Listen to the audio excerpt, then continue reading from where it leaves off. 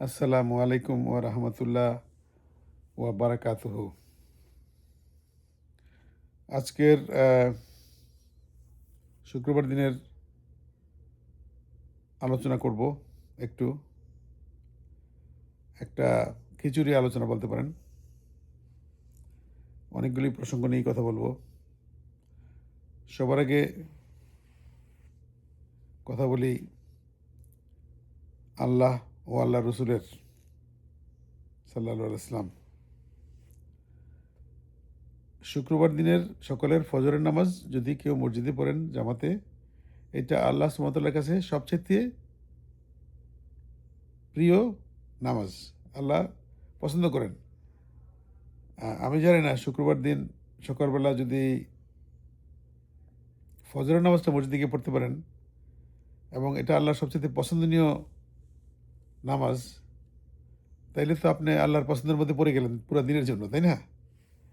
এই জিনিসটা প্র্যাকটিস করবেন। আমি চেষ্টা করি এবং এই জন্যই বলতে পারলাম আর কি। আল্লাহ রসুল সাল্লাল্লাহু আলাইহি ওয়াসাল্লাম উনি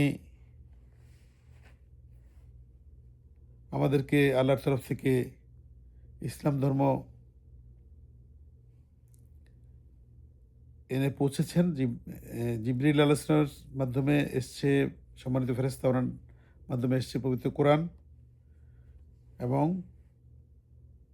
আল্লাহর একত্ববাদের যেই ধর্ম, ইসলাম ধর্ম, ইব্রাহিম আলাইহিস সালামের ধর্ম, সেটাকে পুনঃপ্রতিষ্ঠাতে করেছেন রসুল সাল্লাল্লাহু আলাইহি ওয়াসাল্লাম এবং পূর্ণতা দিয়ে গেছেন আলহামদুলিল্লাহ। এবং আল্লাহ সুবহানাহু ওয়া তাআলা নিজেই বলেছেন যে আমি ইসলামকে পূর্ণ করলাম। এবং বিদায় হজের সময় আমাদের নবী সাল্লাল্লাহু আলাইহি ওয়াসাল্লাম বলে গেছেন 1,10,000 সাহাবীদের সামনে যে আমি আল্লাহর বাণী তোমাদের সবার কাছে পৌঁছে দিয়েছি, তোমরা সাক্ষী দিবা। এবং সবাই বলেছেন হ্যাঁ, আপনি পৌঁছে দিয়েছেন। আলহামদুলিল্লাহ, আমরাও সাক্ষী দিই। আমরা আমাদের প্রিয় নবী সাল্লাল্লাহু আলাইহি ওয়াসাল্লাম ওনার মৃত্যুর 1450 বছর পরেও আমরা অ্যাজ ইফ ওনাকে, ওনার কাজকর্মকে আমরা হৃদয়ে এমনভাবে ধারণ করি যে আমরা জীবন্তভাবে দেখতে পাই ওনাকে। উনি কীভাবে কত কষ্ট করেছেন ইসলামের জন্য, কত কষ্ট করেছেন ন্যায় বিচারের জন্য, ইনসাফের জন্য। তো আল্লাহকে যদি আল্লাহ বলছেন আমাকে যদি ভালোবাসো তাহলে আমার নবীকে ভালোবাসবা, আমাকে যদি তুমি মানো আমার নবীর আদেশ মানবা। রসুল সাল্লাল্লাহু আলাইহি ওয়াসাল্লাম ওনার জীবন দশায় আল্লাহর ইচ্ছার ভিতরে বাইরে কোনো কাজ করেন নাই। এবং আমাদের জানা মতে এই মানব সমাজের সর্বশেষ উনি মানুষ সম্পূর্ণরূপে পাপমুক্ত ছিলেন। আল্লাহ সুবহানাহু ওয়া তাআলা ওনাকে পাপমুক্ত রেখেছেন। যাই হোক, আল্লাহ এবং আল্লাহ রসুলের কথা বললাম। আমরা এখন আরেকটা কথা বলি, সেটা হলো আল্লাহ সুবহানাহু ওয়া তাআলা জামাতে থাকতে বলেছেন আমাদেরকে বলেছেন সমস্ত মুসলমান আমরা একসাথে থাকবো। আমাদের একটা মুসলমানের যদি কোনো অসুবিধা হয় সেটা পাশে দাঁড়াবো অন্য মুসলমান। একটা মুসলমান সমাজে যদি ক্ষতিগ্রস্ত হয় তাহলে সারা পৃথিবীর মুসলমান সেখানে ক্ষতিগ্রস্ত হবে এবং কষ্ট পাবে। বাস্তবে কি তাই? বাস্তবে আমরা দেখি যে শয়তানের আশওয়াসায় সারা পৃথিবীতে আমরা এমন হয়ে গেছি যে আমরা মুসলমানরাই যেন আমরা পরস্পরের সবচেয়ে বড় শত্রু। তো এই জিনিসটা আসলে খুবই বেদনাদায়ক। আমরা পৃথিবীর অনেক ক্ষেত্রেই অসফল। আমরা অনেক ক্ষেত্রেই আমরা কোনো সার্থকতা অর্জন করতে পারি না। আমরা অনেক ক্ষেত্রেই আল্লাহর রহমত এবং বরকতের পূর্ণ বেনিফিট আমরা নিতে পারি না, শুধুমাত্র নিজেদের একতার অভাবে। এখন দেখেন, এই যে ওয়ার্ল্ড কাপ শুরু হয়েছে, বিশ্বকাপ ফুটবল খেলা, সকার খেলা, বাংলাদেশের সকার ফুটবল খুবই একদম বাঙালিদের হৃদয়ের খেলা। কিন্তু দেখেন এই ফুটবল খেলা নিয়েও কিন্তু যারা মনে করেন আমি একটা টিম সাপোর্ট করি, আমি সাপোর্ট করি ব্রাজিলের খেলা আমার ভালো লাগে। ওদের নৈপুণ্য, ওদের আর্ট এবং ওদের যে লাটিনো স্টাইলটা, এটা খুবই সুন্দর। আর আরেকটা জিনিস আমি দেখেছি খেয়াল করে, আমার এই যে দীর্ঘ জীবনে ওদের খেলা যতবারই দেখেছি আমি টেলিভিশনে, আমি দেখেছি যে ওরা খুব আইনের প্রতি শ্রদ্ধাশীল। রেফারি যেটা বলবে এটা নিয়েই ওরা মেনে নেয় এবং কোনো মারামারিতে তারা অংশগ্রহণ করে না। এখন আমার এই ব্রাজিল সাপোর্ট এটা আবার অনেকের পছন্দ না হইতে পারে, তাই না? কারণ সে আর্জেন্টিনা সাপোর্ট করে অথবা অন্য টিম সাপোর্ট করে। কিন্তু এটা নিয়ে তো আমাদের কোনো ঝগড়া বিবাদের কোনো প্রয়োজন নেই, তাই না? খেলা পছন্দ করি আমরা। ব্রাজিল ভালো খেললে ব্রাজিলের খেলা আমার ভালো লাগবে এবং আমি যদি একটা মানুষ হই, আমি মনে করেন ব্রাজিলের খুবই অনেক সাপোর্টার। কিন্তু আর্জেন্টিনার টিম এত ভালো খেলতেছে, ওই ভালো খেলাটা যদি আমার ভালো না লাগে, আমি তো তাহলে এনজয় করতে পারলাম না খেলাটা, তাই না? তো আমাদের নিজেদের মধ্যে দেখেন এই যে বাংলাদেশের অনেকেই হয়তো ব্রাজিলে যায়ও নাই কোনোদিন। আর্জেন্টিনা জীবনে যায়ও নাই কোনোদিন। কোথায় আছে পৃথিবীতে ম্যাপে জানেও না ঠিকমতো। অথচ এই ব্রাজিল আর্জেন্টিনা নিয়ে মিছিল মিটিং করে মারামারি শুরু করে দেয়। এটা হলো আমাদের স্বভাব। তো বাংলাদেশ একটা অসাধারণ সম্ভাবনাময় দেশ এবং বাংলাদেশের এই ভৌগোলিক অবস্থান, তারপরে ধরেন বিরাট একটা মানব গোষ্ঠী এখানে বসবাস করে, তার মধ্যে মেজরিটি ইয়ং, এনার্জেটিক এবং তারা অনেকটি শিক্ষিত। আগের মতো একটা অশিক্ষিত জনগোষ্ঠী না। কিন্তু বাংলাদেশ আগাইতে পারে না কেন? আগাইছে আলহামদুলিল্লাহ, যেটা আল্লাহ রাখছে আগাইতেছে। কিন্তু বাংলাদেশ আগাইতে পারে না সামনের দিকে। বাংলাদেশ হইতে পারে না সিঙ্গাপুর, হইতে পারে না মালয়েশিয়া। কারণটা কি? আমাদের জাতিগত ঐক্য নাই। আমরা কোনো ভালো জিনিস হইলেও এটার পক্ষে আমরা থাকি না। এখন যদি মনে করেন যে এখন সরকারে আছে বিএনপি, আমি বিএনপিকে পছন্দ করি না। একদম মনে করেন পছন্দ করি না। আমি আওয়ামী লীগ করি অথবা আমি জামাত ইসলাম করি অথবা আমি কমিউনিস্ট পার্টি করি অথবা আমি জাতীয় পার্টি করি। বিএনপি আমার শত্রু। এখন তারেক জিয়া সাহেব প্রধানমন্ত্রী, উনি আল্লাহর কথাই বললেন, আল্লাহর রসুলের কথা বললেন। ওই কথাটাও আমার কাছে কানের মধ্যে ভালো লাগবে না। এতটা বধির আমি, এতটা দলকানা, এতটা দলদাস, যে দেশের উপরে দলকে প্রাধান্য দেই, জনগণের উপরে জন দলকে প্রাধান্য দেই, সরকারের উপরে দলকে প্রাধান্য দিই। এগুলি করতে গিয়ে আমরা হয়েছি কি, আমরা পিছাইতেছি দিন দিন। আমাদের একটা জাতীয় ঐক্যের প্রয়োজন এবং সেটা কোত্থেকে আসবে? সেটা আসবে কিন্তু এই আপনার কাছ থেকে, আমার কাছ থেকে, আমাদের পরিবারের কাছ থেকে। আপনি খেয়াল করবেন যে আপনার পরিবারের সবাই কি কোনো বিষয়ে একমত? বাবা যেটা পরিবারের বলল বা মা যেটা বলল সেটা কি সবাই শুনে? বেশিরভাগ ক্ষেত্রেই শুনবে, কারণ সবাই তো মাকে অ্যাভয়েড করতে পারে না, বাবাকে অ্যাভয়েড করতে পারে না। কিন্তু হৃদয় দিয়ে শুনে কিনা? যে বাধ্য হয়ে না, অন্তর থেকে ভালোবাসা, মা এটা বলছে আমাকে করতে হবে। ওই ভ্যালুটা হলো কি মেইন জিনিস, যে আমরা পরিবার, আমরা একসাথে যে কোনো ব্যাপারে আমরা দুই ভাই ঝগড়া করবো, কিন্তু আমরা যে কোনো বিষয়ে আমরা একমত। ঘরের ব্যাপারে, বাসার ব্যাপারে, আমাদের বোন প্রবলেম পড়লে আমরা দূরে যাব, আমাদের বাবা মা বিপদে পড়লে দূরে যাব।